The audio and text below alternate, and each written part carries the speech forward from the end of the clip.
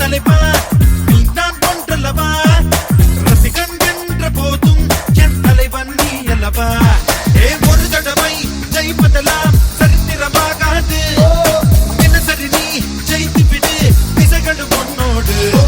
ஜல்லிக்கட்டுக்கு முதல் நாள் குளத்துல நீச்சல் போடுவோம், அப்புறம் நட பிடிப்போம், அவ்வளோதான். வேற எந்த இதுவுமே கிடையாது.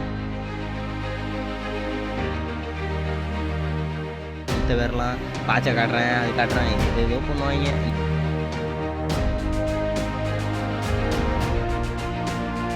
வர்ணனையாளர் வந்து பேரை வந்து முழுசாக வாசிக்கிறாங்க, பேருக்காக தான் மாடே போடுது.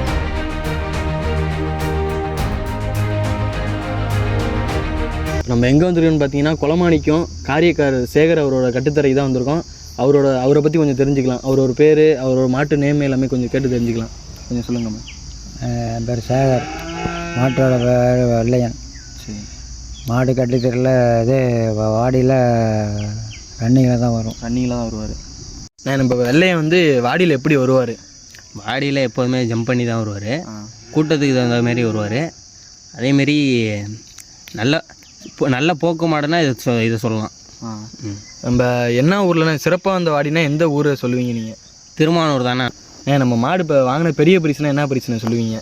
நம்ம மாடு வாங்கின பரிசுனா ஒரு கட்டில் தான் பெரிய பரிசு. அதுக்கப்புறம் வந்து அண்டா இதுதான் போட்டுட்ருக்காங்க ஃபுல்லாகவே. ஜல்லிக்கட்டில் எத்தனை வருஷமாக நான் மாடு வளர்க்குறீங்க நீங்கள்? 10 வருஷமாக மாடு வளர்த்துட்ருக்கோம். அப்போலேருந்தே மாடு வளர்த்துட்ருக்கோம்.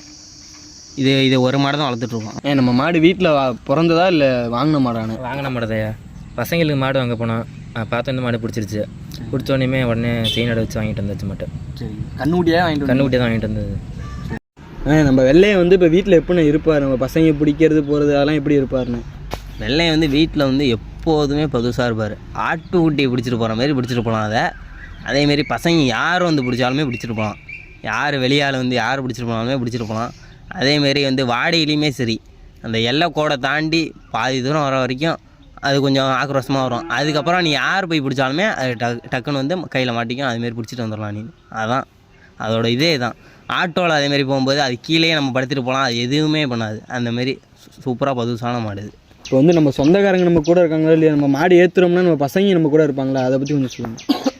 பசங்க எப்படி சொன்னாங்கன்னா, மாடு எப்படி ஆட்டுக்குட்டி மாரி அதை நான் பிடிக்கிறேன்னு முடியாது. அதேமாரியே சேர்ந்தது தான் நம்ம பசங்க கூட்டமே. அது எப்படி சின்ன பசங்க கூட கொஞ்சம் உடையாந்து பிடிச்சா கூட ஒன்றுமே பண்ணாது. அந்தளவுக்கு அமைதியாக இருப்பார். ஆனால் அந்த எல்லை கோடு வரைக்குமே அமைதியாக இருக்கவே மாட்டார் எப்போதுமே. அந்த இடம் மட்டும்தான் ஆக்ரோஷமாக இருப்பார். வீட்டிலலாம் எப்போதுமே அமைதியாக இருப்பார். ஆட்டோவில் போவையில் அப்போ அமைதியாக தான் இருப்பார். அதேமாரி இந்த கயிறடிக்கிற இடம்லாம் அமைதியாக இருப்பார். தனியாளாக போய்ட்டு மூக்காயிரம் வந்து இழுத்துட்டு வந்துடலாம். உடனே அந்த கயிறடிக்கிற இடம் தானோடனே பிடிச்சிட்டு வந்துடலாம். நம்ம இப்போ ஜல்லிக்கட்டில் வந்து குறைகள்லாம் இருக்குல்ல, இதெல்லாம் நடக்கக்கூடாது, இதெல்லாம் நடந்தால் நல்லாயிருக்கும் அப்படின்னு இருக்குல்ல, அதை கொஞ்சம் சொல்லுங்கள் நீங்கள். ஜல்லிக்கட்டில் உள்ள குறைகள் என்னென்னா, மாடு அவுக்கிறது. அந்த மாடு அவுத்து வரும்போது இந்த டாட்டாச்சியை உள்ள விட்டு அது ஒரு பிரச்சனை ஒன்று பண்ணுறாங்க. அதில் போய் மாடு இடித்து ஏதோ ஒன்று கால் முறியுது, இல்லை கொம்பு உடையுது, ஏதோ ஒன்று ஆகுது. அதேமாரி அந்த டாட்டாச்சியை ஒன்று தவிர்க்கணும். அதேமாரி இந்த கயிறு அடிக்கும்போது நம்ம மாட்டுக்காரங்களும் கொஞ்சம் ஒத்துழைச்சி இருக்கணும். அந்த கயிறு அடிக்கிற கலெக்ஷன் பாயிண்ட்னு சொல்கிறாங்க, அந்த பாயிண்ட்டுக்குள்ளாரே இருக்கணும். அவங்களும் முன்னாடி வந்துடுறாங்க. அதனால தான் அந்த டாட்டாச்சின்னு ஒன்று நுழைத்தி அது ஒரு பிரச்சனை ஒன்று உருவாக்குறாங்க. அதேமாரி இந்த மாடு அவுக்கும்போது பசங்க எல்லாம் ஒரு 20 பேர் 30 பேர் உள்ள நுழைஞ்சிடறாங்க. அதுக்காகவே அந்த டாட்டாச்சி வளர்த்துறாங்க. அந்த இது மட்டும் கொஞ்சம் தவிர்த்தா நல்லாயிருக்கும். அதேமாரி இந்த ஆன்லைன் டோக்கனை ஒழிச்சாலே சூப்பராக இருக்கும். பழைய வேடிக்கை மாரி நடக்கணும். இப்போ படிக்க தெரிஞ்சவங்களுக்கு ஆன்லைன் டோக்கன் பதிவு பண்ணிடுறாங்க. இப்போ படிக்க தெரியாதவங்க இருக்காங்களா, அவங்க எப்படி பதிவு பண்ணுவாங்க? அதை பற்றி கொஞ்சம். ஆமாம், இப்போ அப்பாலாம் படிக்க தெரியுமோ தெரியாதோ அதுமாரி அவர்கிட்ட டச் செல் இல்லை, பட்டன் செல்லு தான் இருக்குது.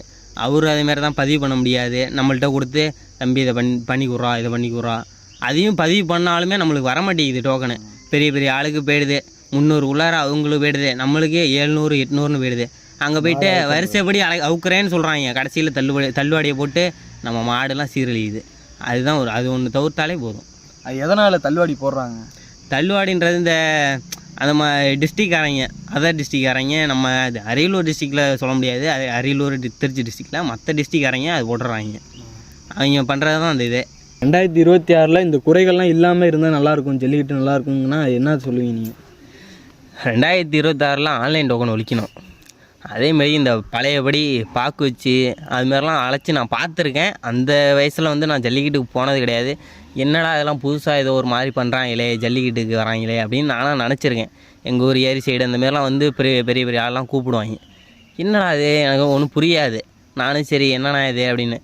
அப்புறம் இது தம்பி ஜல்லிக்கட்டுக்காக கூப்பிட்றாங்க 20 ரூபா காசு வச்சு, 20 ரூபா காசு வச்சு கூப்பிட்றாங்களா அப்படின்னு நானும் நினப்பேன். 20 ரூபா காசு வச்சு வெத்தலை பாக்கு வச்சு கூப்பிடுவாங்க. அந்த மாதிரி இப்போயும் நடந்ததுன்னா சூப்பராக இருக்கும். அப்போ உள்ள ஜல்லிக்கட்டை நான் பார்த்துருக்கேன். ஆனால் எங்கள் ஊரில் ஜல்லிக்கட்டுலாம் நடந்து பார்த்துருக்கேன், சூப்பராக நடந்தது.